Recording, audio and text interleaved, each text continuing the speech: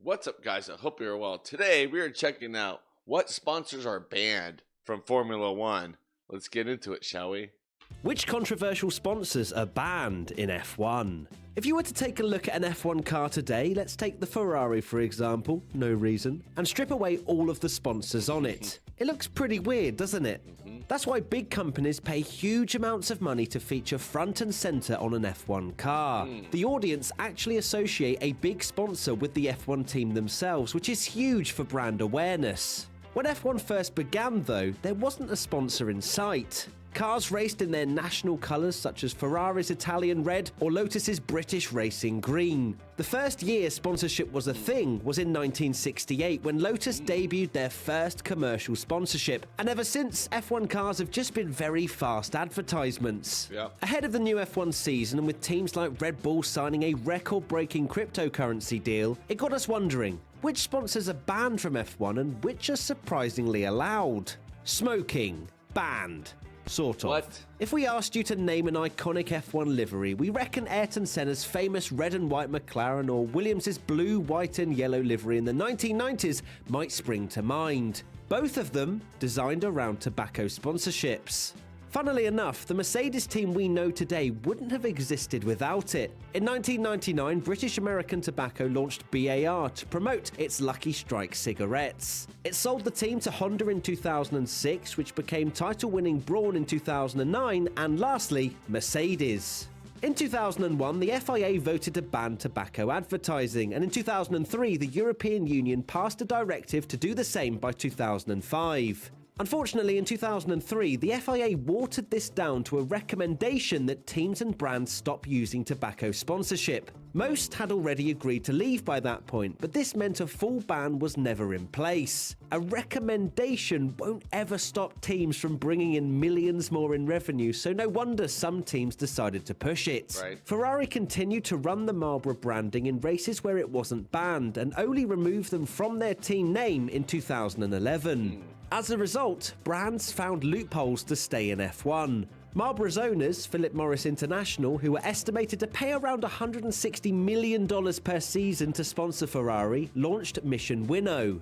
Aimed at raising awareness of their smoke-free products, it debuted at the 2018 Japanese Grand Prix, and the logo has popped up every so often, including in that awful green colour on last year's Ferrari. However, the campaign was banned from the Australian Grand Prix, and they voluntarily removed it from European races to avoid getting into trouble, due to the logo's similarities to Marlboro Cigarettes branding.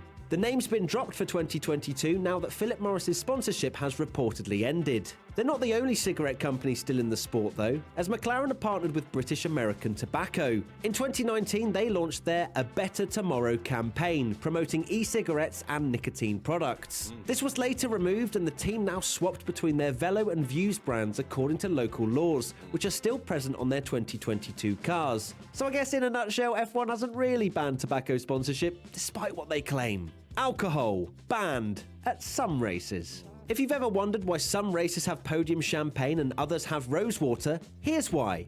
Unlike tobacco, alcohol advertising is only banned at select races, such as Bahrain, Abu Dhabi, and Russia. Other races have alcohol companies as their title sponsors. For example, Johnny Walker sponsored the Belgian Grand Prix in 2018 and 2019 and was even named F1's official whiskey. Dutch beer brand Heineken have also partnered with F1, and their When You Drive Never Drink campaign boards can be seen across many circuits on the calendar. The various different laws have caused problems for many of the teams, such as Williams with their martini-themed livery between 2014 and 2018, which had to be altered at several races. It went so far as Lance Stroll having to wear a different kit to his teammate Felipe Massa at the 2017 US Grand Prix because he was under the legal drinking age of 21.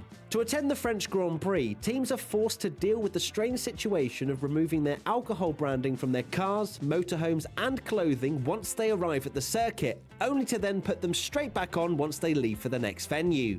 France's strict laws mean alcohol brands can't have any products represented, even if they're 0% alcohol. This also impacts personal sponsors. At the Saudi Arabian Grand Prix, Carlos Sainz had to cover up Estrella Galicia's logo on his helmet due to alcohol being illegal there. Gambling allowed. Betting sponsors are a lot less common in F1, with only a handful of firms getting involved, such as the 2019 Alfa Romeo featuring small bet-safe logos. Ahead of last year's Monaco Grand Prix, McLaren were joined by sponsors Entain, with their brands Party Poker and Party Casino displayed on their halos. That hasn't stopped F1 themselves, though, who have signed some major deals since 2018, such as PokerStars in Europe and 188bet in Asia to become their official betting sponsors who have virtual trackside advertising. Cryptocurrency, allowed. Considering the rise and controversial nature of NFTs, non-fungible tokens, cryptocurrency is probably F1's fastest growing sponsor. In 2019, Red Bull became the first team to link up with crypto platform FuturoCoin. Since then, 12 crypto sponsors have joined in only 3 years, and Red Bull have just announced their deal with Bybit, reported to be the biggest crypto deal in sports yet. Some of the deals are pretty ridiculous, as Alpha are rumoured to have a new sponsor in Floki Inu, a dog-themed cryptocurrency. F1 themselves even got in on the action last year. Their rumoured $100 million 5-year deal with Crypto.com saw them introduce a new Overtake Award, which was won by Sebastian Vettel last year. There you have it, a look into which sponsors are banned, which are kind of banned, and which aren't at all. Which one surprises you the most? Let us know in the comment section. Yeah, that's kind of annoying. It's tobacco banned. You can't use tobacco. Oh, but crypto and online betting, yeah, that's great. Yeah, of course. That's gonna both will bring corruption really deep into your sport. So keep that going, F1. Just kidding. I know. I mean, tobacco is like banned at every, I think, arena and stadium here in the U.S.